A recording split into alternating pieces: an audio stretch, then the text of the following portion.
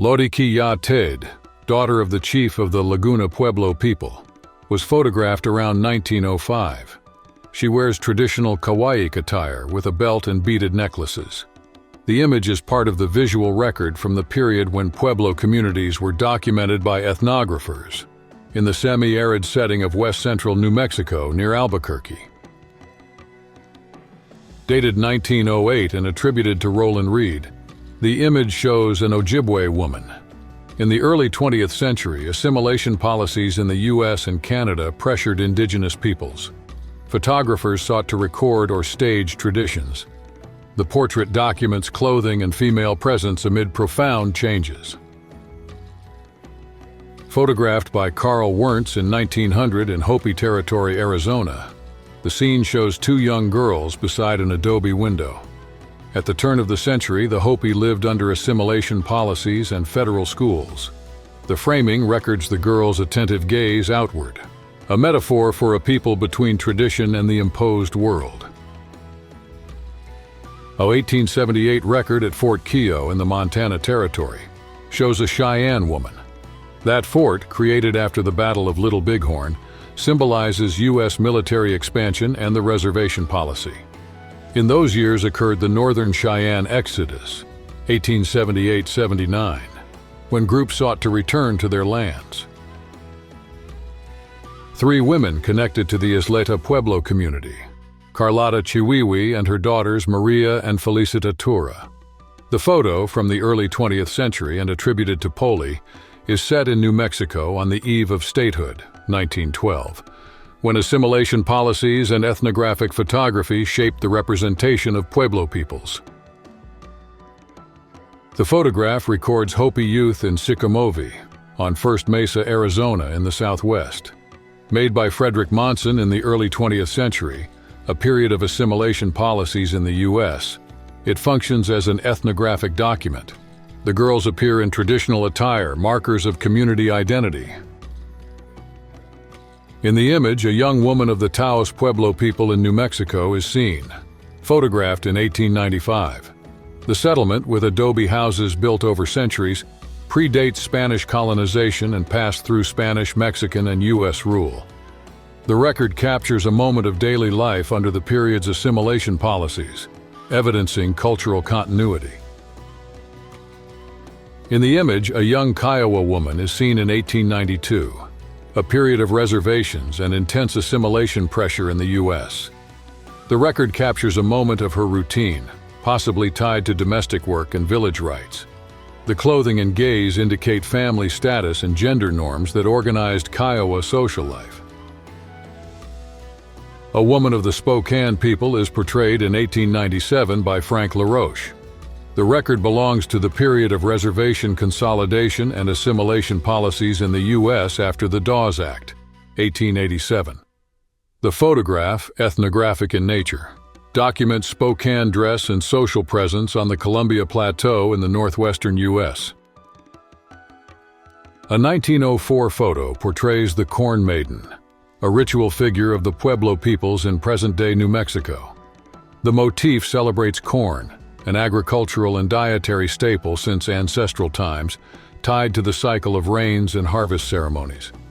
The record documents practices of cultural continuity after centuries of colonial contact. In 1900, the photographer Carl Everton Moon began a systematic record of Native peoples in the U.S. He worked amid the era of reservations and assimilation policies, when railroads and compulsory schools altered ways of life. He sought to capture rites, clothing, and landscapes, preserving cultural features before Western expansion. Portrait of a woman of the Taos Pueblo people, made in the 1880s in present-day New Mexico, when photography served ethnographic documentation under U.S. state expansion. The record shows her life in the community and allows examination of appearance, clothing and ornaments, expression, and possible signs of status. In the 1880s, Marcia Pascal stands out as a figure of Cherokee descent, daughter of George Pascal, an officer in the U.S. Army. The image places her in the post-Reconstruction period, when federal policies, such as the Dawes Act, 1887, pressured indigenous nations while railroads, urbanization, and new laws redefined the country. In 1894, a woman of the Kiowa people is portrayed amid the tensions of the post-Indian Wars period. After U.S. expansion and confinement on reservations, assimilation policies, boarding schools, and loss of territories pressured their customs, gender roles, and ritual practices, generating conflicts with cultural continuity. In 1900, the photograph records a young Native American woman in ceremonial dress. The scene is set in the period of assimilation policies and boarding schools, when Native peoples faced loss of lands and languages. The clothing asserts identity and cultural continuity amid strong state pressure.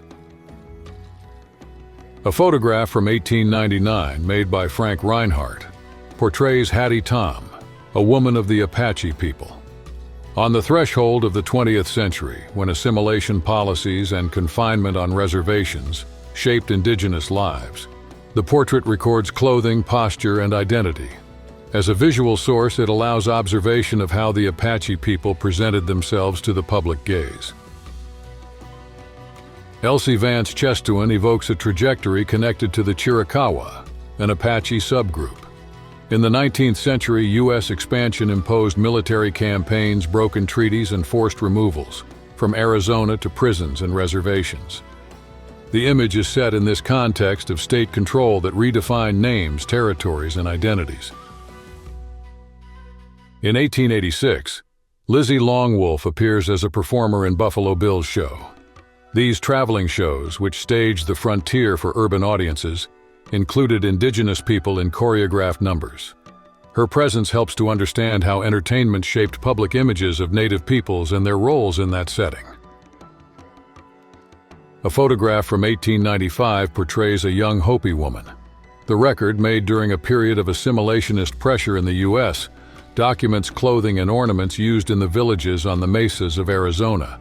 The framing emphasizes facial features and posture, allowing observation of identity codes and the sitter's agency in a colonial context. In 1899, Frank Reinhardt recorded Hattie Tom of the Chiricahua Apache people. The studio portrait, produced in the post-Indian Wars period and under U.S. assimilation policies, allows observation of features and ornaments. The clothing and adornments indicate practices and identities maintained despite confinement on reservations, part of an ethnographic record. A photograph from 1886 portrays Isabel Perico Njadi, a Chiricahua Apache prisoner of war. Made in the final context of the Apache Wars and Geronimo's surrender, the image records the capture and detention of indigenous people. It evokes policies of forced removal and the military control imposed on the Chiricahua in the southwestern United States. A photo from about 1900 portrays Alice, possibly connected to the Cayuse, Walla Walla, or Umatilla peoples of the Columbia Plateau, in the region of present-day Oregon and Washington. In a period of reservations and assimilation policies in the U.S., facial features, clothing, and accessories, as well as the setting, help infer affiliation and cultural practices. A photo from 1885 portrays a young Comanche in the period after the Red River War and settlement on reservations in the Indian Territory. The face, hairstyles, and clothing, possibly combining trade items and beadwork adornments, allow observation of the cultural transition and the assimilation pressures that reshaped the people's daily life. A photograph from 1900 portrays a young Hopi woman on her wedding day. On the mesas of Arizona, the Wright united families by clans and reaffirmed community order. The attire, dark manta, belt, and ornaments, highlights the village's textile labor. In the very era of assimilation policies, the ritual preserves cultural continuity. In the 1886 image, Julie Nelson is seen in attire in keeping with late Victorian fashion, a high-neck dress and restrained posture. The studio portrait, common with long exposures, imposes immobility and sobriety. The fixed gaze and respectful pose follow class and gender codes, suggesting controlled emotions of the period. Omi and Carrie Kiawa by George A. Addison, dates to 1895. The scene places two figures in Kiowa, South Carolina, in the late 19th century, a period of social change after the Civil War. The careful treatment of forms and space follows the realism of the time, recording people and the coastal landscape with attentive observation. In the 1880s, young Comanche women gained visibility amid the people's transition to reservations and the decline of the buffalo, which shook the plains economy. They sustained daily life, preparing food, tanning hides, making garments and beadwork, and managed herds and trade.